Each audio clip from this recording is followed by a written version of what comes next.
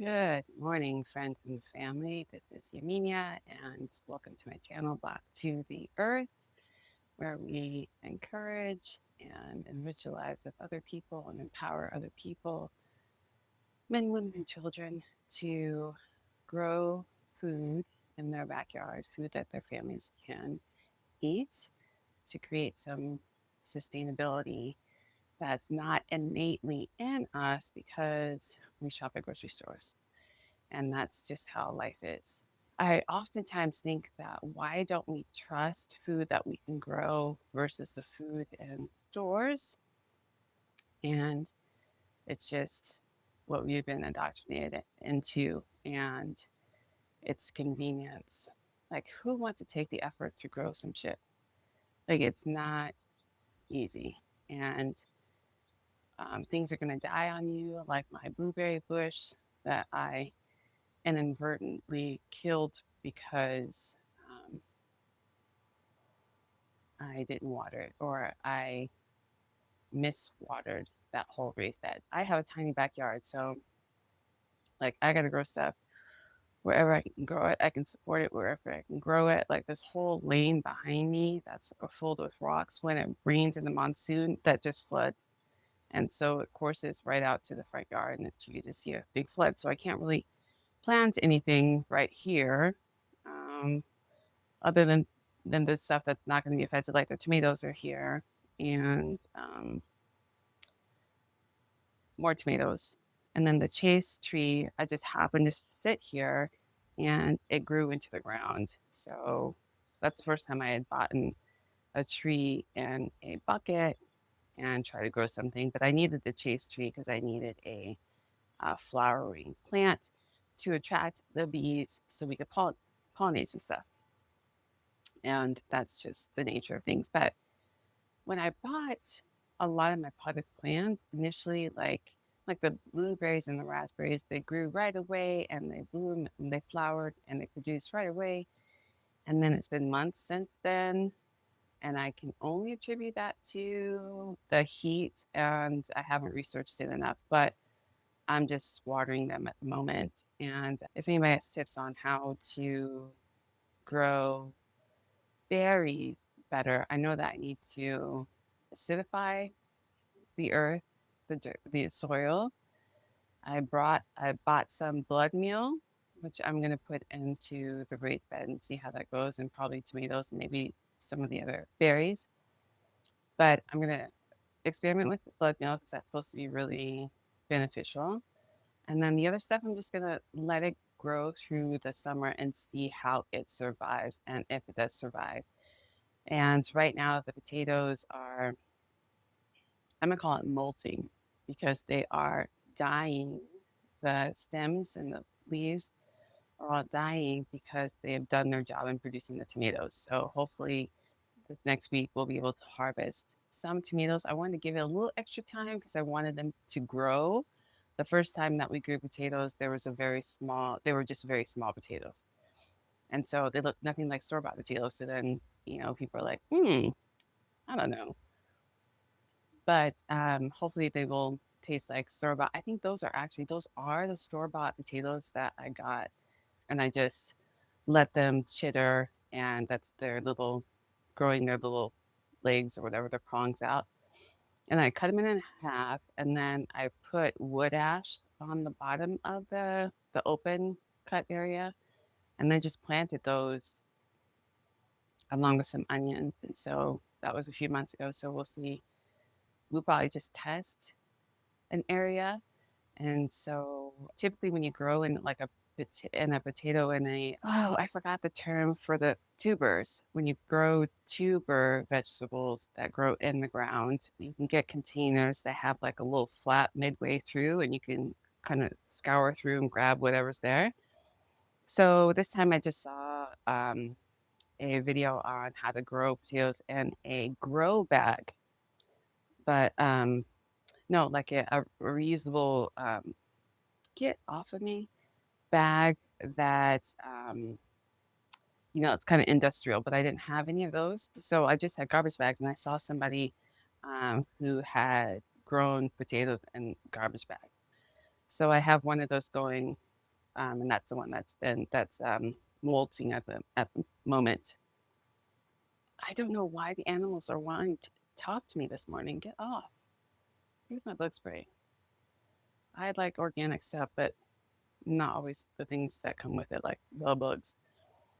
So also, I'm really excited about the new cherries that we're growing. The new cherry tomato that we are growing.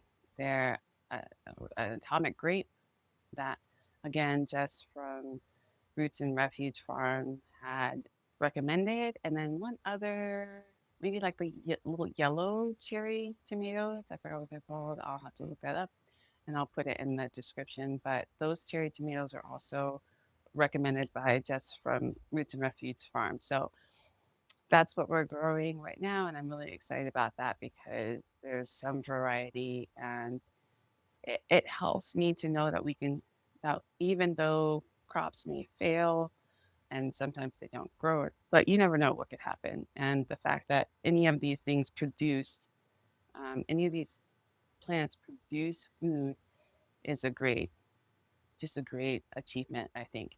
So, like my tomato, this is one of my cherry tomato plants. I don't know if you can see it, but anyway, I'm gonna grab a tomato. Now, this tomato is not fully like blushed and ripe, but I'll tell you what, I bet it's gonna taste super good, and I'll let you know.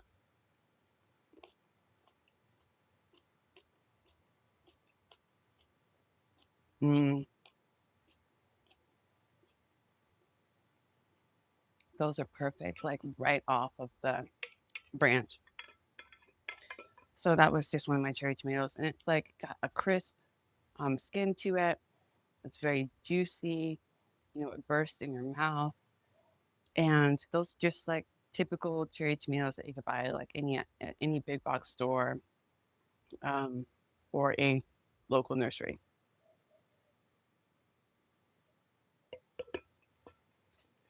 So that's the benefit of being able to grow your own food. You can walk out and you can pick your breakfast, get a few things for dessert, make a salad for dinner. You know, there's just so many benefits of not having to go to the store or wait for um, an Instacart delivery. You know, we have the opportunity, we have the ability to grow food, but we don't do it because it is grown for us already. So, one of the other goals that I have is to create some and grow some nutrient dense food. And it's things like, you know, cabbages and eggplant and maybe rhubarb, some collards. Yeah, I don't know what else I would be growing at the moment, but like things like that can really become nutrient dense when you feed the plants with good soil and amendments and nutrients. So that is the goal, is to create hearty food that we can eat. And even though those are not things that like my family's going to eat necessarily, like we ain't eating rhubarb, or my kids are probably not eating cabbage, but guess who will eat cabbage? My mom and my dad will. So that's the goal of growing also. Like we have okra that are growing right now, 4 okra plants. And I don't necessarily eat okra. I haven't eaten okra since I left my parents' house, probably. And they're from, you know, Louisiana, Mississippi. So we're from the South. We grew up with Southern cooking. Okra was part of things. And my mom is very, like, she craves vegetables. So if she can't get vegetables to come to her because she is homebound, then I try to bring things to her. One of those things is okra. Like you can't buy okra. You can't buy fried okra like anywhere, really. So to be able to grow it and take it to her, and we can cut it up and we can, you know, continue the recipe and the heritage that comes from her lineage, that's a cool thing. Like that's one more way for me to connect with my parents, connect more with my mom, and to pass that on to my kids, um, who know nothing about the South. Like we barely have traveled in their lifetimes. Like they were born in a different state. We've moved around, but they haven't been like on vacation to a ton of places. especially because we travel a lot because my kid plays competitive soccer. So we're always on the road during tournament season. So, like, it's expensive. Just so you know, like, America is the only country, it's not the only country, but it's the only country that I know of because I live here where soccer is not like kicking the ball around with your friends in the front yard or the street or the park or the abandoned parking lot. It's super expensive. Not super expensive, but it's expensive. Not only to play in the team and get the uniforms, but to go to all these tournaments, you know, so it's the food, the gas, it's the wear and tear, it's the hotels, all the events that we have there, anything extracurricular that we want to do, visiting family while we're gone. So those things add up. So my kids haven't really traveled too much, and we even the traveling they have done when they were little, they don't really recall. You know, being able to have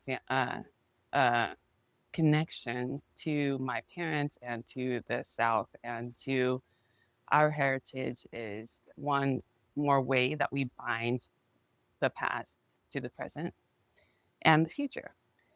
You know, doing our ancestry DNA, just being able to track our heritage as far as we can. We're only back 3 or 4 generations, but you know, the Africans who were brought to the continent they didn't record them by name. There was like a lot and by number and by female or male. So we don't, there's like really no way for us to track our lineage back. We can only do it genetically. And even with that, there's only so far we can go because we don't have the records, like records being erased now of our heritage and our contribution and our lives before we came here. And sorry that this turned into a whole nother thing, but not being able to have those records really limits us in figuring out who we are. So having any type of connection with the here and now with real people is of the greatest benefit to me. That's how I feel, and to my kids. Yeah. So for today, we've already watered all of the plants that needed it. I don't have a ton of room. I can make some room, but the only things that I'm really trying to grow or would like to grow now or start anyway would be the cabbages and like butternut squash. That would be cool to grow. I don't know anything about it, but it's pretty hardy and I hear that it stores well. That's another whole event of canning food. I canned food for the first time last week, and it was some jalapenos and pepperoncinis that we had grown here in the garden, and then just some onions that I had on hand and carrots.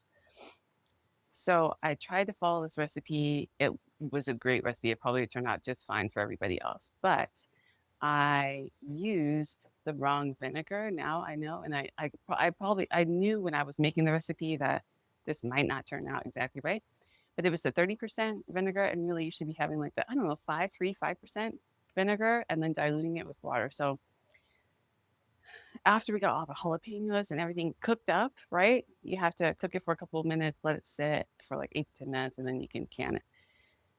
I knew I just smelled the pot and like vinegar was like huge waft, and oh, I knew I was like, oh, that's not right.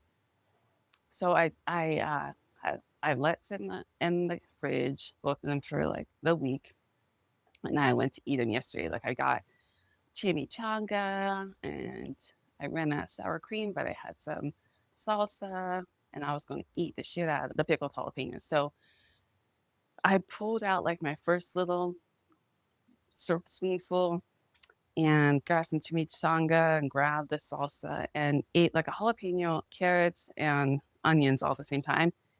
It was so hot. It was so hot. I like spicy food, but that was like punishment type of level of heat. So I ended up putting everything in the composter this morning because nobody was going to eat that. And that was my first batch. I had never done it. I'm 51 years old. I've never canned because I never needed to. I could buy a can. So now I believe I need to do the apple cider vinegar, which is what we'll try this week and then, or next week, because we don't have enough jalapenos. And then we're going to do just a better dilution. So hopefully that'll help. Also, jalapeno seeds, like the ones that are not attached to each slice. I don't think we can put those in there because I think it just makes it incredibly too hot. And then we need to put more sugar, which I really don't want to do. But the more sugar you have, the less spice and kick the jalapenos are supposed to have. So that'll be a good endeavor. And I really would like to, I'll probably have to grow some more jalapenos individually because that one jalapeno plant is like not enough. It produces well. It produces super well, but it's the only one I have. So, and it won't produce enough for me to can like regularly. And I really want to have jalapenos because I like to have pickled jalapenos in my salads. And I love salad. And that's really kind of why I started growing stuff is because I wanted to just grow my own salad. And so instead of buying it at the store, I'm going to invest in an indoor hydroponic grow system. And I'm going to grow my lettuces inside and hydroponically. I don't have enough, it's not interest, but I can't be out here like all day managing the plants and making sure that everybody is fine and protecting them from all the critters and the bugs and the birds and all of that. So if I keep it inside, I don't have to worry about it. You know what I'm saying? Like I just can have food that I'm not worried about. And you know what, too? I'm very interested to see what it tastes like when you grow with water only. Like I've seen some crazy great growth through hydroponics, but I don't know what the taste is and what the nutrient consistent, what the balance of nutrients are in hydroponic hydroponically grown veggies. So I will need to do a little bit of research on it. But any way about it, I'm going to grow them inside, and that helps protect them from the heat. I didn't realize that lettuces should be grown full shade, basically, which is impossible. I could put them up on the patio, but then I'd have to build another raised bed and with a bottom or whatever. I don't know. I just want to grow them inside. So that's my next endeavor after attempting to grow them out here because that's definitely something I'm going to do is grow the cabbage and butternut squash. I don't believe I'm going to grow eggplants, but some other collard would be great. Some other greens, I think should would do fine. Like we can grow kale outside. Nobody wants the kale. So the kale's fine outside, but oh well, you need to keep everything inside. That's just how I feel about it. So as the summer goes by, I will definitely need to determine what else I need to do to feed the berries. That's really my goal is to grow bigger berries. Like I'll take you over to the strawberries today. I typically have like my daughter go and harvest them, but when accidentally cut off the water, it made the production dry up basically. So there's a couple strawberries and we'll go look at it. And then also they're still in the dirt, a lot of them. I put them up on they have like little plastic supports, but it they only go so far. So now that they're going over on the side of the raised beds, that is going to be helpful because we can keep out of the dirt and the critters away from them. So that's what I'll go show you today. It's just how things are looking with the strawberries.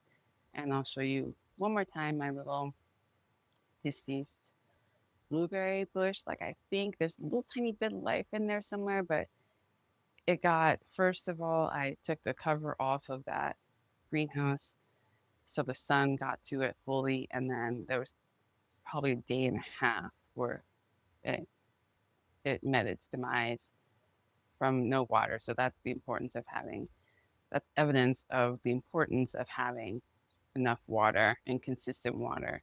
And that's why I have my timer to my watering timer, which saves my life obviously in time and effort. So that's all good. But let's just go take a look real quick. I don't have shoes on. Let's just go take a look real quick. Go over here. So you guys can see it's hot as crap, but you can see. Go over here. Some strawberries trying to do some things in here, right? You see them, and here they're growing over the side. That's the most important. And there's the, you see blueberry bush. But like this one's like fully in the dirt, you know? I saw a really good one earlier today. I was watering. Oh, get off of there. See, that's going to be great. And food comes dirty. So you just got to wash that stuff.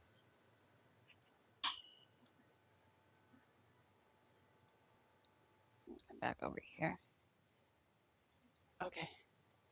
So thank you so much, guys, for joining me here at Black to the Earth. We are growing our own food to feed our own families. We're doing it in containers, and we do it with recycled material as much as we can because reduce, reuse, recycle, super important. Peace. I dig you guys, and I'll see you next time.